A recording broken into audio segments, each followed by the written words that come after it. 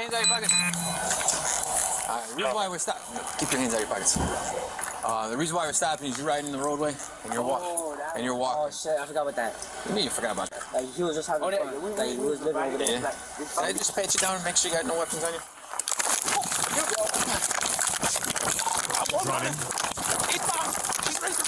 Welcome everyone. I am Leroy Truth of Leroy Truth Investigations. I am Leroy Truth from Leroy Truth Investigations because the truth matters.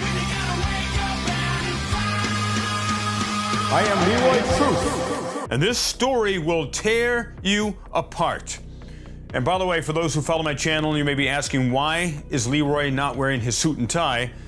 Well, because I got the eyes right here. And this is a picture, actually, of the visionary artist Alex Gray. And the eyes, we the people's eyes, are watching police when they do the wrong thing, and police chiefs and mayors when they cover up and do the wrong thing. Now, there's a lot of questions to this story, and let's just get right into it. I don't have all the information yet, but let's get right into it. But the bottom line is a 13-year-old child was shot to DEATH by a Utica police officer. And let's see what they're saying, and let's see what the facts are going to actually end up being here. Thank you for joining us. One gunshot wounded an entire community last night on Shaw Street in Utica. A Utica police officer shot and killed 13-year-old Nyah Mway, who they say was carrying what appeared to be a handgun. It turned out to be a replica. The chaos and tragedy of the night poured over into City Hall this morning as officials held a press conference about the fatal shooting. A warning, some of you might find the video we're about to show graphic and difficult to watch. And I've heard it was either a pellet gun or a BB gun. They call it a pellet gun in this, but let's continue here. Oh, and by the way, why did the police stop the young man, the 13-year-old child and his friend? Because they were walking in the road and not on a sidewalk, and that is against New York state law. News' Jolene Ferris reports. Several members of the local Karen community, including the child's mother, filled the lobby at Utica City Hall today for a press conference about the fatal shooting of her 13-year-old son by Utica police. Look at the mother there. She's the one that has kind of the pinkish sash or something on there. Friday night. Our condolences to the families, the community, and all of Utica. The police chief said officers had stopped 2 juveniles in connection with an investigation. Pause there. I've watched numerous news reports, and the main news reports I've seen are they didn't stop them in connection with an investigation. They stopped them supposedly because they were walking in the road and not on the sidewalk. The crowd started shouting. While fleeing, the youth displayed what appeared to be a handgun. The gun turned out to be a replica of a Glock pellet gun. As the mayor and police chief passed the microphone back and forth between the two of them and an interpreter, the atmosphere grew more tense. Officials shut down the press conference, and the mayor walked over to the young victim's clearly grieving mother for a brief exchange. Whatever reaction comes from an event like this should be met with an understanding that it's warranted.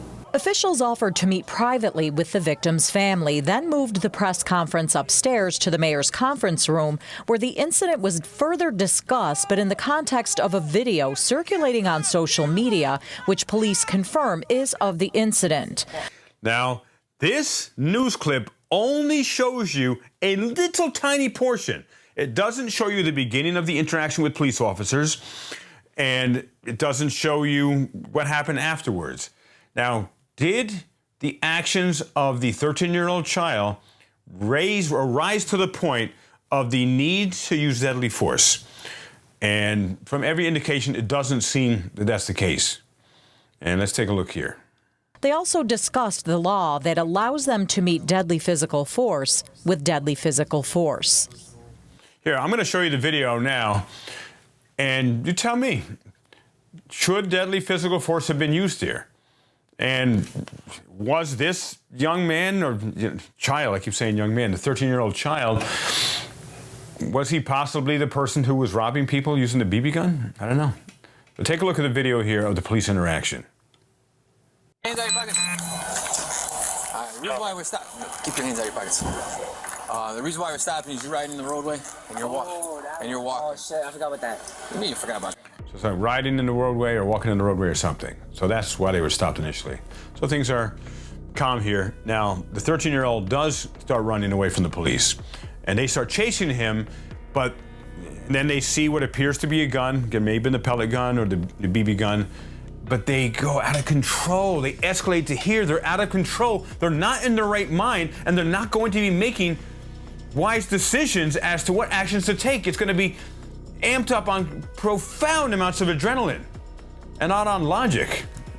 Watch how this escalates so quickly, and how the police officer, one of the police officers, starts screaming. Like, he was just having fun. Like, he was living over there. Can I just pat you down and make sure you got no weapons on you? He's running. He's down. He's ready for further lights. My God! God! And police officers screaming out of control. Gah, gah!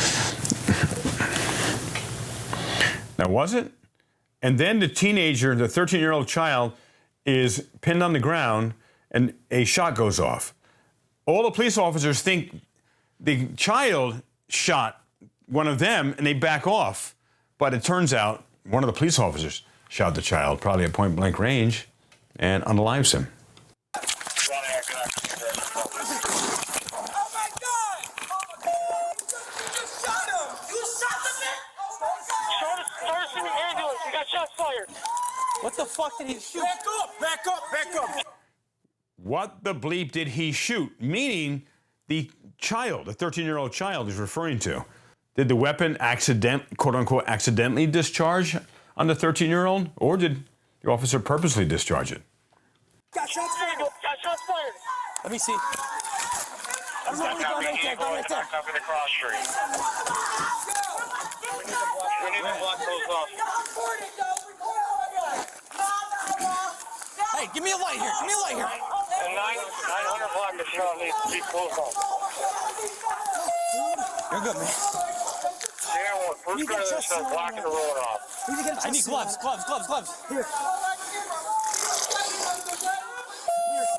Here. Give me a light. And UFC expedite. He's still alive. 24 Audis. Cold War, we got one man. There certainly isn't any instant help for the kid. 22. With a gunshot right to the chest. Are we all good? I don't know if he shot me. Check his buddy shot. Doesn't know if he shot him. Check his buddy shot. Is there not the shot? No, Elliott's code for. I got it. It's on. Hey. Is there any more shots? Just one? Yeah, well, you copy. If you're UFC expedite. It was one shot, it was me. Start compression. Mark the time we have a chest 05. Chest 05, 2220. And CPR. I'm machine ground fire arrest. I think it's a 22.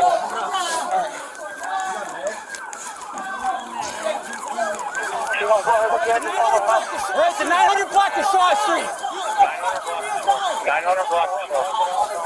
Walk it off on the western side. Hey, get somebody at Lincoln and Shaw. Lincoln and Shaw.